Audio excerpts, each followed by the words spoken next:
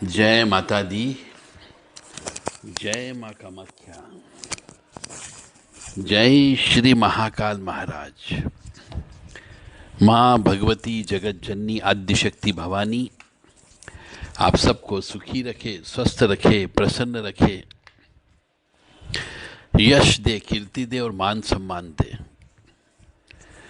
परंतु माँ भगवती तो ये देना चाहती है, परंतु बहुत से मनुष्यों की जिंदगी में तंत्र की वजह से इन चीजों को रोक दिया जाता है। आज हम चर्चा करेंगे केवल तंत्र की। तंत्र की वजह से गर्भ बांध दिया जाता है। तंत्र होने से समस्या उत्पन्न होने लगती है। पिता पुत्र में झगड़ा होने लगता है। ऐसे बहुत सारे सिम्टम हैं जिससे मनुष्य को यह समझ लेना चाहिए कि मेरे ऊपर या मेरे परिवार के ऊपर तंत्र हो गया। अब आप समझेंगे तब तो समझ में आएगी, अन्यथा बर्बाद हो जाओगे। हमारे पास बहुत से बड़े बड़े बुजुर्ग व्यक्ति, पैसे वाले भी और बुजुर्ग भी हो, दोनों प्रकार के आते हैं। 35 साल का लड़का हो गया साहब, विवाह नहीं कर रहा है, घर में पड़ा रहता है, कुछ नहीं करता है, बोलो तो चिल्लाने लगता है, माता पिता के ऊपर हाथ उठा लेता है। तो ऐसी परिस्थिति ये सिर्फ तंत्र की वजह से होती है। और तंत्र क्यों हुआ? पिछले जन्म के पाप कर्मों की वजह से। किसी न किसी का पैसा खा करके आए हो, किसी न किसी की जमीन हड़प करके आए हो, किसी के बेटे बेटी पत्नी बच्चों को कष्ट दिया, किसी को तड़पाने का काम किया, किसी को बिना वजह परेशान किया। तो तंत्र की सिम्टम होते हैं, उन सिम्टम से समझ सकते हो कि तंत्र हो गया। और इसका उपाय भी है, प्रायश्चित कर्म करो। तो हम चलते हैं एक सिम्टम में। सबसे पहले अलग अलग बहुत सारे सिम्टम बताएंगे। संतान उत्पन्न ना होना सबसे बड़ा दोष होता है कि बच्चे पैदा नहीं होते हैं, या गर्भ में बच्चा आ जाना परंतु बाद में मर जाना। संतान की तरफ से समस्या उत्पन्न होना, यह सब तंत्र का एक पार्ट होता है। भगवान ने स्त्री भी बनाई है, भगवान ने पुरुष भी बनाया है। भगवान ने स्त्री का रूप स्वरूप और शरीर ऐसा बनाया है कि वह बच्चा अपने पेट में पाल सकती है। यदि ऐसी स्त्री जिसके वो चीज भगवान ने नहीं दी, गर्भ नहीं दिया, और बहुत सी महिला तो ये भी कहती है कि हमको गर्भ है, डॉक्टर से हमने चेक करवा लिया, सब कुछ सिस्टम ठीक है, परंतु फिर भी गर्भ नहीं ठहरता है, तो इसका मतलब है कुछ न कुछ ऊपरी बाधा, तंत्र बाधा, काला जादू वो है। और बहुत सी महिलाओं का तो गर्भ ही नहीं होता है, जिसको हम बांझ औरत कह सकते हैं, निर्वंशी स्त्री कह सकते हैं। तो संतान उत्पन्न ही नहीं होना, या संतान का गर्भ में तो आना परंतु पूरा मेच्योर्ड होने के पहले ही उस संतान मर जाना, या संतान की तरफ से समस्या उत्पन्न हो जाना। बेटा तो पैदा हो गया, बेटी पैदा हो गई, विकलांग पैदा हो गई। तो ये जो चीज होती है, बच्चे से संबंधित समस्या पिछले जन्म के आपके पाप कर्मों की वजह से भी हो सकती है। तो कोई व्यक्ति जिसको आपने पिछले जन्म में तड़पाया हो, वही आत्मा इस जन्म में आपके ऊपर लग जाती है। कुछ कलवा भी लग जाते हैं, कोई छोड़ देते हैं, कोई प्रेत छोड़ देता है, कोई मसान छोड़ देता है। इससे भी बच्चे पैदा नहीं होते हैं। परंतु मसान जगाना कोई हंसी खेल नहीं है। कलवा वीर को जगाना कोई हंसी खेल नहीं है कि शमशान चले गए और कलवा वीर को उठा के ले आए। वहां कोई बिक नहीं रहा है। तो मनुष्यों ने एक हवा फैला दी, तांत्रिक लोगों ने हवा फैला दी, एक रूमर चल पड़ी कि जिसके बच्चे पैदा नहीं हो रहे गर्भ बांध दिया। अरे पहले ये तो चेक करो कि गर्भ में बच्चा क्यों नहीं आ रहा है। चलो मेडिकल आपने चेक करा लिया, डॉक्टर ने बोल दिया बहुत अच्छा है, शरीर बहुत अच्छा है, कोई आपत्ति नहीं कहीं से कहीं तक, पर फिर भी बच्चा नहीं हो रहा, गर्भ में बच्चा नहीं आ रहा है। तो लोग बाग फिर आध्यात्म की ओर जाते हैं, तंत्र की ओर जाते हैं। अब उन्हें कोई न कोई पैसा खर्च कराने वाला व्यक्ति मिल जाता है, उल्टा सीधा पूजा करवा देता है और बोल देता है कि तुम्हारा तो गर्भ बांध दिया किसी ने। बस स्त्री के बच्चे पैदा नहीं होता तो वो पागल हो जाती है कि मेरा गर्भ बांध दिया, अब मेरे को तो गर्भ को खुलवाना है। और वो पैसे पे पैसे बर्बाद करती जाती है और रिजल्ट जीरो आता है। इसका कारण यह होता है कि आपने पिछले जन्म में क्या पाप कर्म किए, पहले वो निकाल करके देखो। और उसके लिए आपको जन्म पत्रिका चेक कराना पड़ेगी और ऐसे व्यक्ति के पास पहुंचना पड़ेगा जो आपको पिछले जन्म के अच्छे कर्म और बुरे कर्म बता सके, उनका रिजल्ट बता सके कि आपने कितने जानवरों की हत्या की है, कितने जानवरों के अंडे फोड़े हैं, कितने जानवरों के बच्चों को मारा है और कितने आपने गर्भ के अंदर बच्चे को मारा होगा, किसके साथ सौतेला व्यवहार किया होगा। मछलियों के अंडों को फोड़ दिया आपने, कोई गर्भवती जानवर था उसका एक्सीडेंट करके मौत के घाट उतार दिया। न जाने कितने जन्म आपने लिए होंगे उसके अंदर, न जाने कितने आप भी छत्री रहे हो मान लो, तो आपने अपने तीर कमान से न जाने कितनों की हत्या की होगी। उसका फल नहीं भोगोगे क्या? भोगना पड़ेगा। माँ का श्राप लेकर के बैठे हो, पिताजी का श्राप लेकर के बैठे हो, बहनों का श्राप लेकर के बैठे हो, भाई का श्राप लेकर के बैठे हो, नौकर चाकर का श्राप लेकर के बैठे हो, पत्नी का श्राप लेकर के बैठे हो, तो बच्चे कहां से पैदा होंगे? तो ये तंत्र विद्या कई बार स्वतः हो जाती है आपके पिछले जन्म के पाप कर्मों की वजह से, और कई बार आपकी दुश्मनी जिससे हो जाती वह तंत्र विद्या कर देता है, तो गर्भ में बच्चा नहीं आता है, और आता है तो गर्भ में गिर जाता है।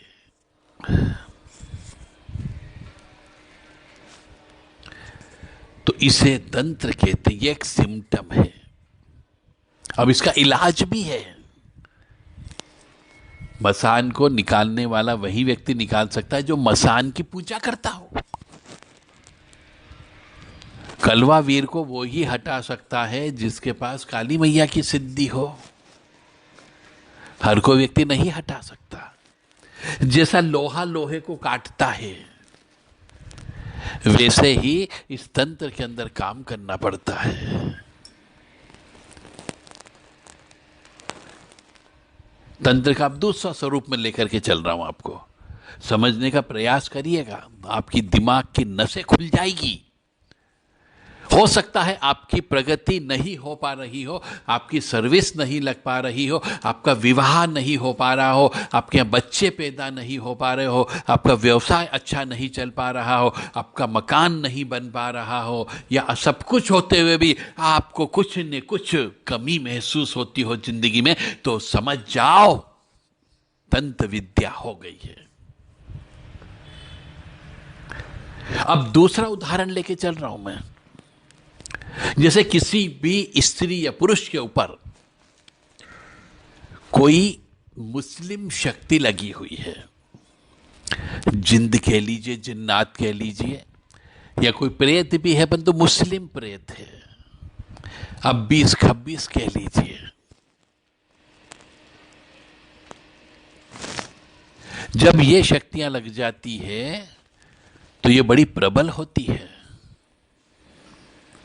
प्रबल तो हिंदू धर्म वाली भी होती है, परंतु वो शक्ति क्यों लगी, उसको जिन ने क्यों पकड़ा, जिन्नात ने क्यों पकड़ा? पिछले जन्म के कहीं न कहीं उसके कुकर्म रहे होंगे, तो वो इस जन्म में पकड़ लेता है। अब ऐसे मनुष्य के साथ में जिसके ऊपर जिन जिन्नात लग गया, तो कुछ लोग कहते हैं, और ये पूर्णतः गलत बोलते हैं जो कहते हैं, इसलिए मैं पहले से बोल देता हूँ कि जो ऐसा कहते हैं वह गलत बोलते हैं। वो ये कहते हैं कि जिसके ऊपर जिन लग जाए, जिन्नात लग जाए, उसको सुअर की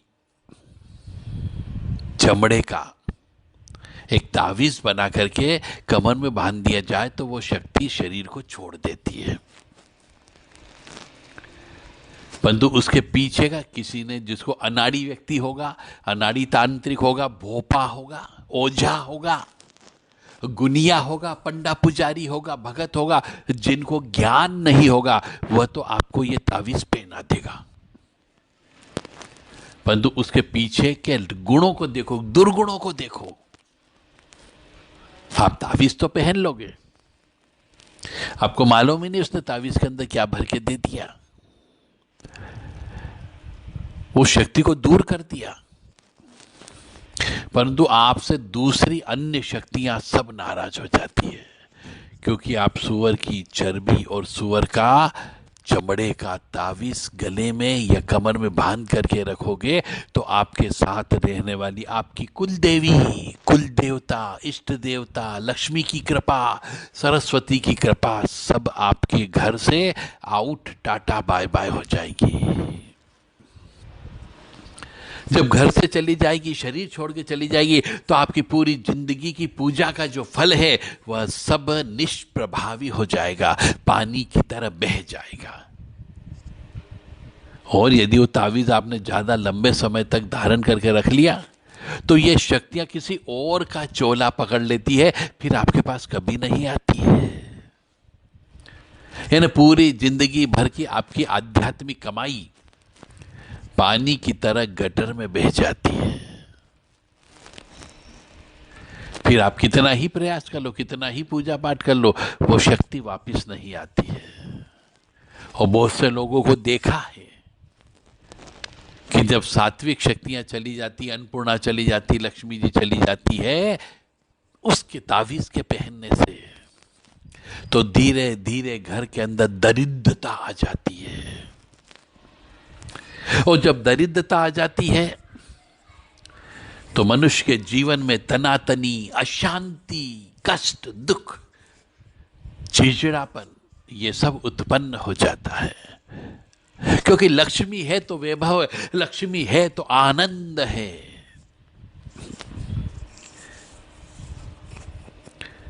अब एक और तंत्र का रूप देख लीजिए कि यदि मनुष्य को, चाहे वह स्त्री हो या पुरुष हो, चाहे वह लड़का हो या लड़की हो, कोई मनुष्य के ऊपर तंत्र विद्या होता है तो उसका शरीर उसे हमेशा बंधा बंधा सा महसूस होता है। उसके शरीर में आलस्य प्रवण रहता है, उसको कार्य करने की इच्छा नहीं होती, वह बस पड़े रहता है, खाता पीता पड़ जाता है, बस उसका दिमाग काम करना बंद कर देता है। तो समझ जाओ तंत्र विद्या होगी। मतलब एक मनुष्य, उसको जो अपनी नॉर्मल दिनचर्या, जिसको हम बोलते हैं कि ब्रह्म मुहूर्त के अंदर उठ जाना, सूर्य नारायण भगवान को प्रणाम करना, स्नान ध्यान करना, अपने कार्य पर 10 साढ़े 10 बजे चले जाना और दिन भर काम करके कमा करके शाम को वापिस आना।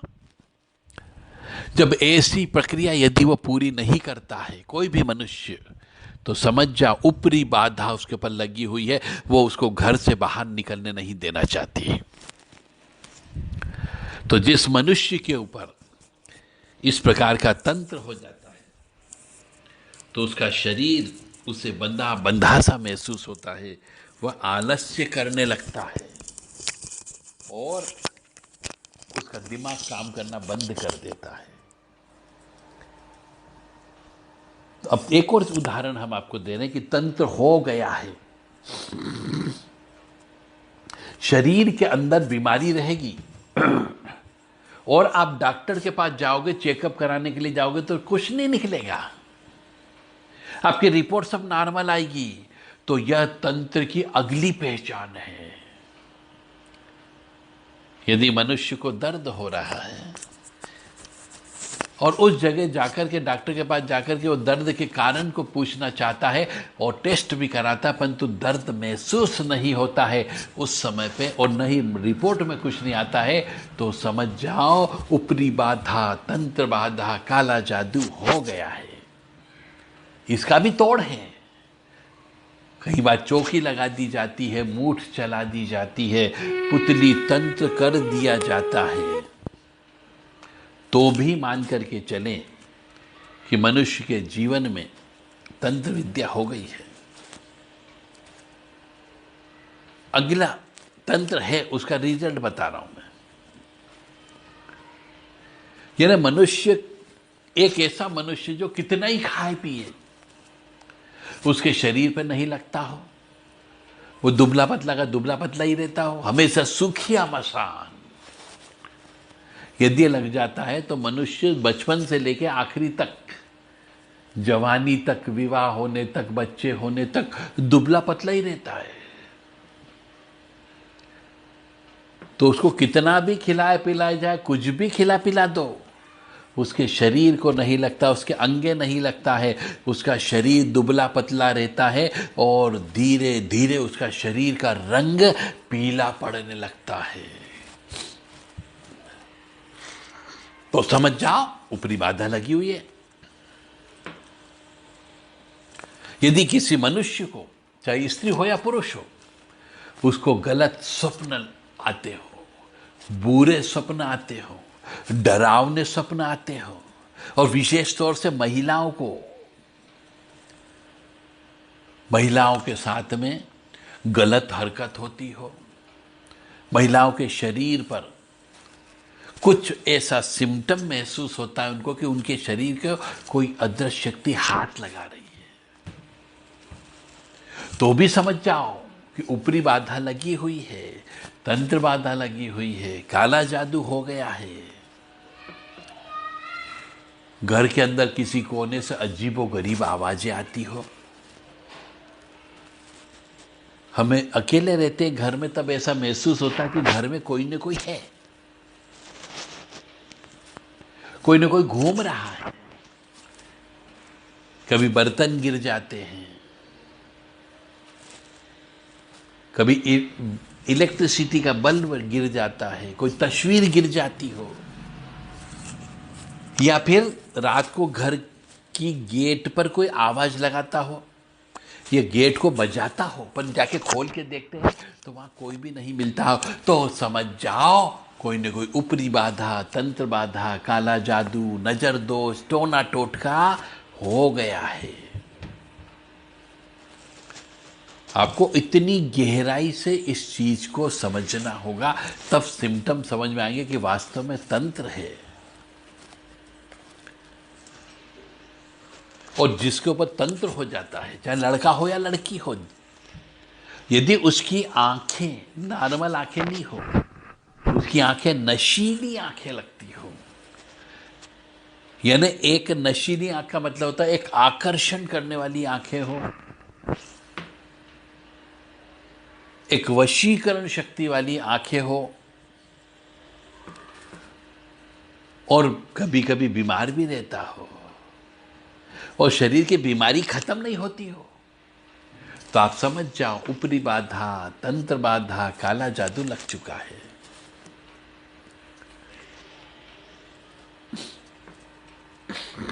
यदि किसी मनुष्य का धंधा, व्यापार, व्यवसाय धीरे धीरे अचानक मंदा हो जाए और ऐसी परिस्थिति आ जाए कि वो व्यवसाय को बंद करना पड़ जाए, ग्राहक को ही नहीं आने दे, ग्राहक आए तो उससे झगड़ा हो जाए, या वस्तु लेकर के जाए तो वो वापस लेकर के आ जाए, खराब हो गई बोले, और कर्ज बढ़ने लगता है, चिंता बढ़ने लगती है, तो समझ जाओ ऊपरी बाधा, तंत्र बाधा, काला जादू, जो कि या बंधन या पुतली तंत्र हो गया है। अब यह होता क्यों, कौन करता है, करने वाले मनुष्य कहां मिलते हैं, ये खोज करने का विषय है। और आगे चलते हैं, और गहराई में हम यदि जाते हैं तो मैं सिस्टम, तंत्र बता रहा हूं, एक सिम्टम बता रहा हूं आपको कि कहीं ऐसा तो नहीं है आपके साथ में। सोचो, विचारो, मनन करो कि यदि व्यक्ति को अपने शरीर से बदबू आने लग जाए, दुर्गंध आने लग जाए, खुद ब खुद महसूस करे वो अपने आप में, और किसी और को महसूस ना हो, सिर्फ अपने शरीर को से ही अपनों को महसूस होती है कि बदबू आ रही है, तो समझ जाओ ऊपरी बाधा, तंत्र बाधा, काला जादू, नजर दोष, टोना टोटका कुछ न कुछ हो गया है। यदि व्यक्ति के किसी भी घर में अशांति होने लग जाए, पिता पुत्र में झगड़े होने लग जाए, माँ बेटी में झगड़े होने लग जाए, सास बहू में के अंदर झगड़े होने लग जाए, तिल का ताड़ बनने लग जाए, राई का पहाड़ बनने लग जाए, असंयमित होकर के एक दूसरे के ऊपर हाथ उठाने लग जाए, इसे अशांति का वातावरण कहते हैं। न चाहते हुए भी हाथ उठ जाए और बाद में पछतावा हो कि मैंने ऐसा क्यों कर लिया। और हम घर में 3 बार कचरा निकालते हैं, झाड़ू निकालते हैं, कचरे पे कचरा निकलता जाता, रोज कचरा निकलता हो तो समझ जाओ ऊपरी बाधा हो गई है। और घर के अंदर भी यदि बदबू आने लग जाए, दुर्गंध आने लग जाए, तो समझ जाओ ऊपरी बाधा, तंत्र बाधा, काला जादू, नजर दोष हो गया है। कोई भेज भी सकता है या आपके कर्मों की वजह से आपके ऊपर लग भी सकता है। जैसे आजकल मैं देखता हूं बहुत से मनुष्यों को कि वो लिव इन रिलेशनशिप में रहने लगे हैं, बिना विवाह के एक स्त्री पुरुष के साथ रहती है और एक पुरुष स्त्री के साथ रहता है। तो ये लिव इन रिलेशनशिप क्या है? ये ऊपरी बाधा का एक रास्ता है। जो मनुष्य बिना ब्याही लड़की के साथ में लिव इन में रहता है और लड़की पुरुष के साथ रहती है, तो समझ जाइए उन दोनों के ऊपर ऊपरी बाधा, तंत्र बाधा, काला जादू होगा ही होगा। क्योंकि घर के कुल देवी देवता, घर के इष्ट देवता, पितृ देवता किसी न किसी को नियुक्त कर देते इस काम के लिए कि इसको परेशान किया जाए। तो घर के अंदर यदि इस प्रकार की अशांति का वातावरण हो, मेहनत करने, साफ सफाई करने के बावजूद भी हमें गंदगी महसूस होती हो, पति पत्नी में झगड़ा रहने लग जाए, पति पत्नी एक दूसरे के प्रति ईर्ष्या के भाव रखने लग जाए और टोने टोटके करने के बावजूद भी घर में अशांति का वातावरण रहने लग जाए, तो समझ जाओ ऊपरी बाधा हो गई है। भाई भाई एक दूसरे के ऊपर विश्वास न करते हो, पिता पुत्र के ऊपर विश्वास नहीं करता हो, तो भी मान करके चले कि निश्चित तौर से कहीं न कहीं पे कष्ट है, ऊपरी बाधा है, तंत्र बाधा है। और ये पत्नी के ऊपर यदि तंत्र बाधा है तो वह अपने पति से अलग रहने की कोशिश करती है,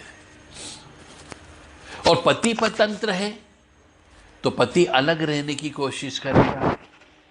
जरा जरा सी बात के ऊपर दोनों में लड़ाई झगड़ा हो जाएगा, चाहे वो एक बिस्तर पर सोएंगे परंतु एक दूसरे की तरफ मुंह नहीं देखेंगे, विपरीत दिशा में मुंह रख लेते हैं, दूसरों की बात मान लेंगे, पति पत्नी की बात नहीं मानते हैं। तो ये मान करके चलो कहीं न कहीं पे विद्वेषण क्रिया हो गई है। यदि पति पत्नी के बीच में ज्यादा दिन तक मनमुटाव हो जाता है, एक ही कमरे में रहते हुए, एक ही मकान में रहते हुए, एक ही छत में रहते हुए यदि महीनों तक बातचीत न होती हो, तो समझ जाओ ऊपरी बाधा, तंत्र बाधा, काला जादू हो गया है। और ऐसी अवस्था में यदि पति बीमार रहने लग जाए तो समझ जाओ तंत्र बाधा की वजह से ही वो बीमार पड़ा है और पत्नी से बात भी नहीं कर रहा। और यदि पत्नी बीमार पड़ी रहे तो पति तो बाहर चला जाता कामकाज करने, परंतु यदि पत्नी बीमार पड़ी रहे और पति आकर के भी बातचीत न करें तो मान करके चले ऊपरी बाधा की वजह से विद्वेषण क्रिया हो जाती, षटकर्म हो जाता है, उच्चाटन क्रिया हो जाती है। तो उसका इलाज है, हर चीज का इलाज है, मारण, मोहन, वशीकरण, उच्चाटन, विद्वेषण,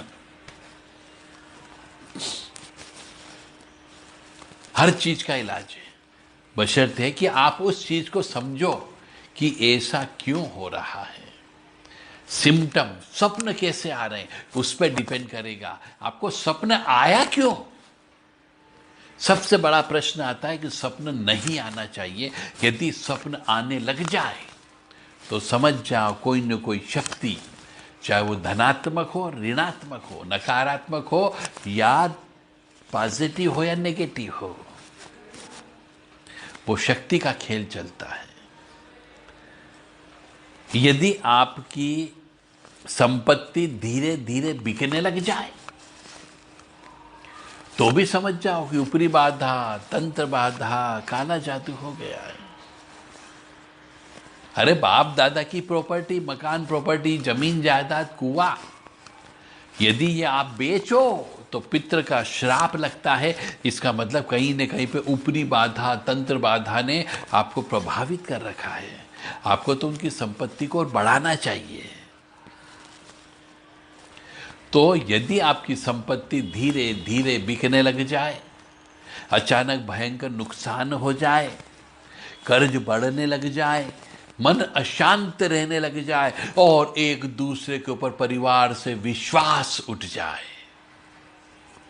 तो आप समझ जाओ ऊपरी बाधा लग चुकी है।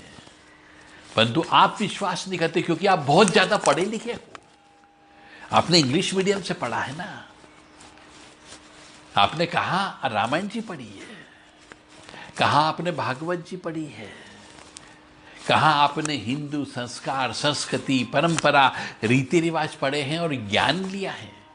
माता पिता भी ने भी नहीं पढ़ाया आपको, तो आप इस चीज पे विश्वास नहीं करोगे और बर्बाद हो जाओगे। और जब पूरे कंगाल हो जाओगे, दरिद्री हो जाओगे, तब आपको पता लगेगा कि अरे ये तो हमारे भाग्य में था ही नहीं, ये तो तंत्र विद्या का खेल हो गया।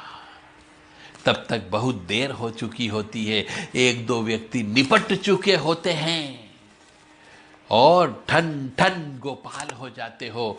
दरिद्रता मुहाने पे आके खड़ी हो जाती है, ऋण पर ऋण लेते जाते हो, ब्याज पर ब्याज लगता जाता है और एक समय आता है जब वह अदृश्य आत्मा आपको आत्महत्या करने के लिए मजबूर कर देती है।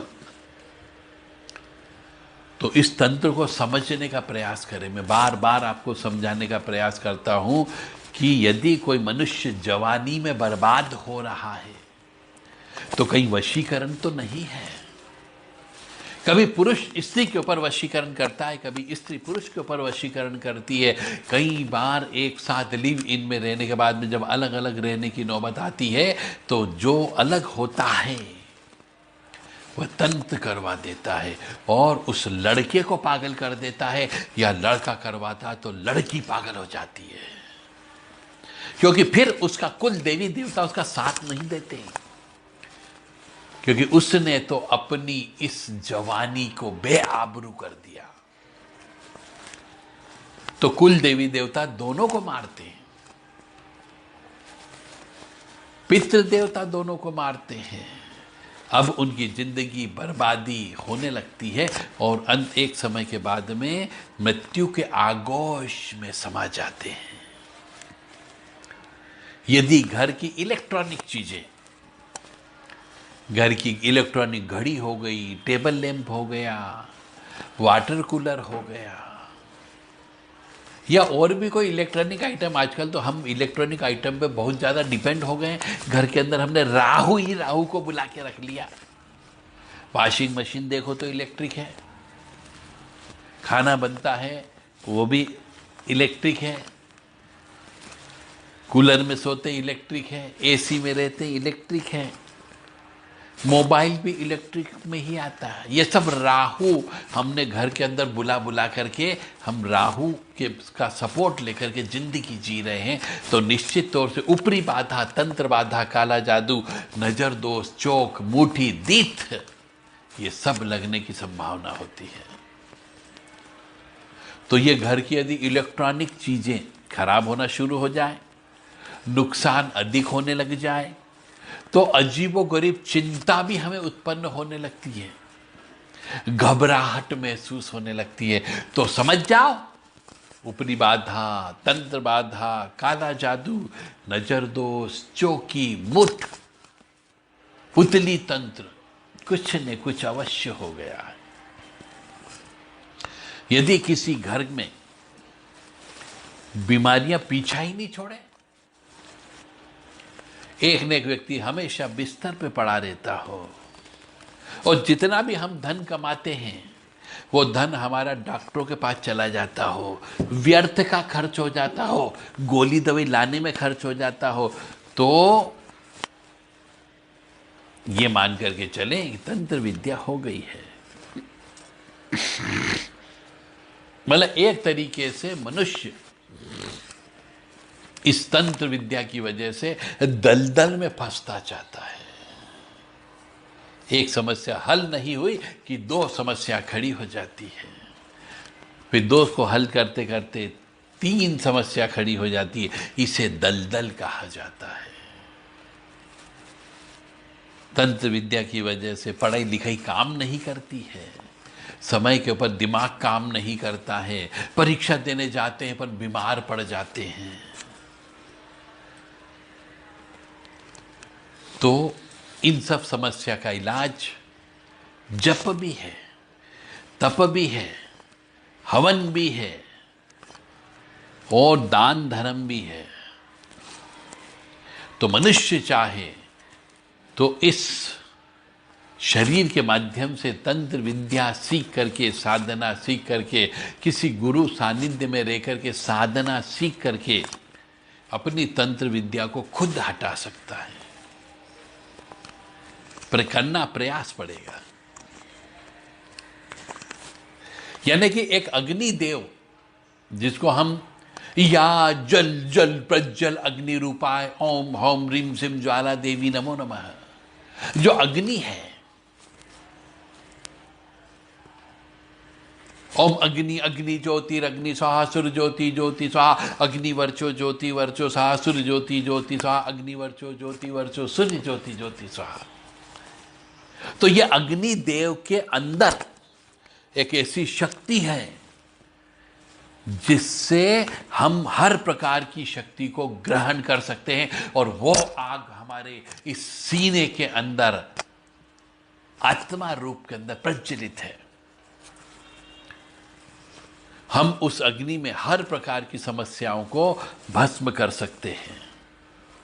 तो यज्ञ के माध्यम से, अनुष्ठान के माध्यम से, या फिर छोटे मोटे उपाय द्वारा भी समस्या का समाधान हो जाता है, क्योंकि ईश्वर कहता है कि जहां पर समस्या है वहां पर समाधान अवश्य है।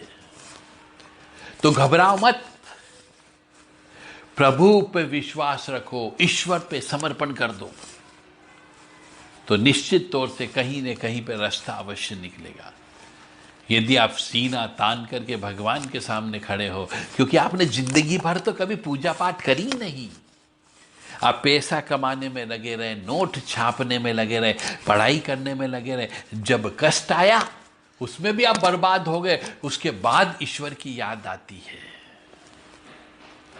तो मैं आपको यही समझाना चाह रहा हूं कि समय मत गंवाओ, समय रहते ईश्वर को याद कर लो, ताकि ईश्वर समय आने पर आपकी मदद कर सके।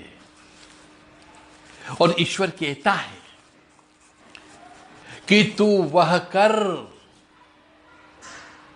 जो मैं चाहता हूं, परंतु करता वो है जो तू चाहता है। फिर वो आगे कहता है कि तू वह कर जो मैं चाहता हूं, तो वह होगा जो तू चाहता है। बहुत गहराई है इसके अंदर। तो हमें पहले ईश्वर को समर्पण करना पड़ेगा, ईश्वर को मानना पड़ेगा कि हाँ, कोई न कोई ईश्वरीय शक्ति है जो एक बच्चा पैदा भी करती है और धीरे धीरे उसको पोषण दे करके बड़ा भी करती है, और अंततः धीरे धीरे उसकी मृत्यु भी होती है, वो वृद्धावस्था को जाता है। तो ये प्रोसेस कौन चला रहा है? बस इसी को ईश्वर मानो कि एक बच्चे से कौन धीरे धीरे बड़ा करता है, हड्डियां क्यों बड़ी होती जाती है, और वो अनंत रूप से बड़ी क्यों नहीं हो जाती, एक समय के बाद बढ़ना क्यों बंद हो जाती है, यह कौन चला रहा है? बस उसी को हम परमात्मा कहते हैं। तो लक्षण तो बहुत सारे हैं, तो ये मैंने मुख्य लक्षण आपके सामने प्रस्तुत किए। तो जिस किसी को भी अपनी समस्या का समाधान कराना हो, वह देवराधा ट्रस्ट सत्यवाणी चैनल से संपर्क कर सकते हैं। 7649862712 नंबर पर व्हाट्सएप करें। कृपया फ़ोन नहीं लगाएं, क्योंकि ये नंबर ऑफिशियल नंबर है, फ़ोन नहीं उठेगा। व्हाट्सएप पर संदेश दोगे तो आपको समय सीमा के अंदर इसका उचित जवाब दिया जाएगा। तो अब आपको ये मान करके चलें, समय रहते इलाज करा लेना चाहिए। बहुत सी माता बहनों के साथ में कुछ अदृश्य शक्तियां जो पिछले जन्म के कर्म के अनुसार जुड़ जाती है, वो उनके साथ सहवास करती है, संभोग करती है। जब वो अपने पति को बताती है या भाई को बताती है या पिता को बताती है, तो वो इस बात को मानते नहीं है कि ऐसा भी होता है क्या। और ऐसा जब कई दिनों तक नहीं मानते हैं तो चलता रहता है, तो वह अदृश्य आत्मा उसके शरीर के ऊपर कब्जा करके अपनी पूरी जिंदगी भर मनोरंजन करता है।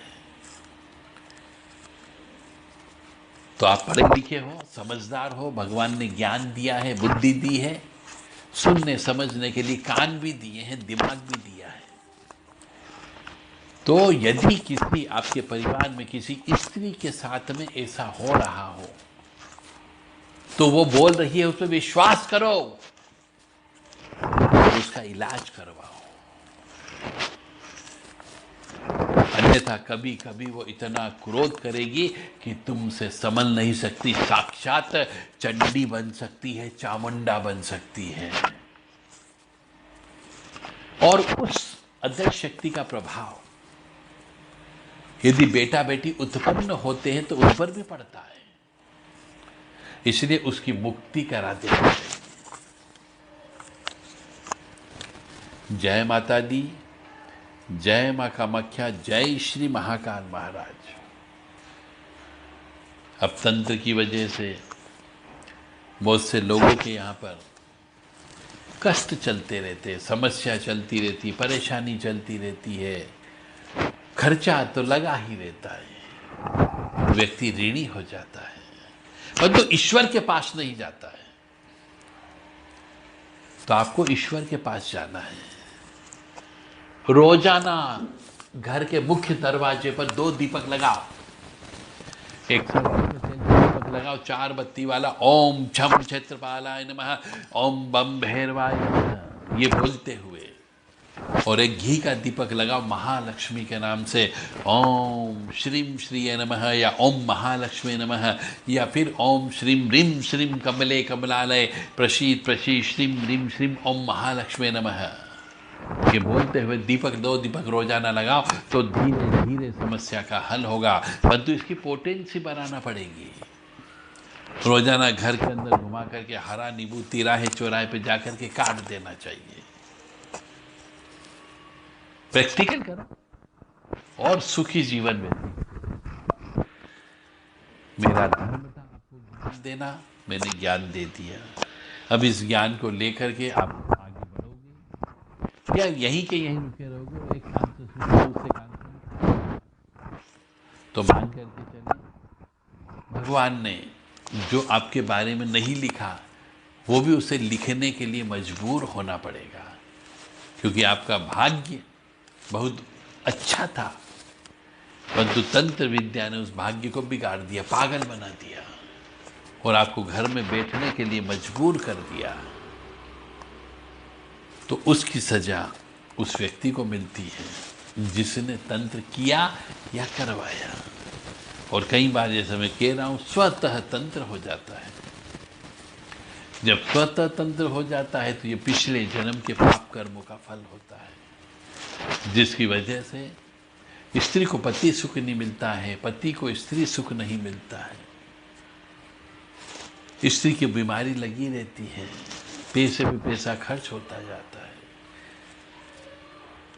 तो मेरा आपसे विनम्र निवेदन है, मैं माँ भगवती जगत जननी आद्य शक्ति भवानी और परमपिता परमात्मा से प्रार्थना करता हूँ कि आपको सुखी रखे, स्वस्थ रखे, प्रसन्न रखे, यश दे, कीर्ति दे और मान सम्मान दे, और सबसे बड़ी बात है उत्तम स्वास्थ्य दे। और ये सब चीज़ तब मिल देगी आपको जब आप सही रास्ते पर चलेंगे और पिछले जन्म के पाप कर्मों को ज्ञान लेते हुए उनका प्रायश्चित कर्म करेंगे। जब तक प्रायश्चित कर्म नहीं करोगे आपको सुख, समृद्धि, शांति आपके जीवन में नहीं आ सकती है। और हमारे परंपरागत रीति रिवाज हैं, अमावस्या के दिन दान देना है, अमावस्या के दिन पितरों के निमित्त पिंड दान करना है। अमावस्या का दिन बहुत इम्पॉर्टेंट दिन होता है। तो इस प्रकार से जीवन में मनुष्य को कदम कदम पर सोच करके चलना पड़ेगा, अन्यथा तंत्र तो होता ही है, होता रहेगा। जब भी आपके पिछले जन्म के ग्रह नक्षत्र आएंगे, पापी ग्रह नक्षत्र, उस समय आपको कष्ट होगा ही होगा। जय माता दी, जय माँ कामाख्या, जय श्री महाकाल महाराज। यदि आप तंत्र सीखना चाहते हो तो देव राधा ट्रस्ट सत्यवाणी चैनल से संपर्क कर सकते हैं। यदि आप तंत्र कटवाना चाहते हो तो भी देव राधा ट्रस्ट सत्यवाणी चैनल से संपर्क कर सकते हैं। और यदि आप तंत्र कटवाने के लिए, चौकी कटवाने के लिए, पुतली तंत्र कटवाने के लिए आप अपने शहर में बुलाना चाहते हो तो उसके लिए भी आपको अपॉइंटमेंट लेना होगा। जय माता दी, जय माँ कामाख्या, जय श्री महाकाल महाराज। ओम मृत्युंजय महादेव त्राहि मां शरणागतम जन्म मृत्यु जरा व्याधि पीड़ितम कर्म बंधने। ओम मृत्युंजय महादेव त्राहि मां शरणागतम जन्म मृत्यु जरा व्याधि पीड़ितम कर्म बंधने। ओम मृत्युंजय महादेव त्राहि मां शरणागतम जन्म मृत्यु जरा व्याधि पीड़ितम कर्म बंधने। तो इस प्रकार से ये तंत्र के ऊपर आज हमने आपको बहुत ही गहराई से ज्ञान दे दिया। कोशिश करें कि आप अब कोई ऐसा पाप कर्म न करें जिसकी वजह से आपके यहाँ बच्चे पैदा न हो, आपके यहाँ अशांति हो, आपके यहाँ धन की कमी हो, आपको अपने माता पिता का सहयोग न मिले, भाई का सहयोग न मिले, बहनों का सहयोग न मिले, और जो मित्र मिले वो धोखेबाज मिले। ऐसी व्यवस्था यदि पिछले जन्म के पाप कर्मों की वजह से ही प्राप्त होती है। तो यदि आप तंत्र विद्या सीखना चाहते हो तो भैरव अष्टोत्तर शतनाम का पाठ आपको करना है, काली कवच का पाठ करना है। यदि 2 पाठ रोजाना आपने एक एक माला करना चालू कर दी, धीरे धीरे तंत्र का पोटेंसी कम हो जाएगी और वो शरीर छोड़ करके चला जाएगा। जय माता दी, जय माँ कामाख्या। परंतु जो भी करें गुरु से परमिशन लेकर के करें, गुरु से सीख करके करें, गुरु के आदेश का पालन करें, और जो नियम है उसके न्यास के या फिर करन्यास, रदन्यास, न्यास के अलावा विनियोग भी होता है, या फिर और कोई प्रायश्चित कर्म हो हवन से संबंधित, तो ये सब करने के बाद ही आपकी तंत्र विद्या कटती है।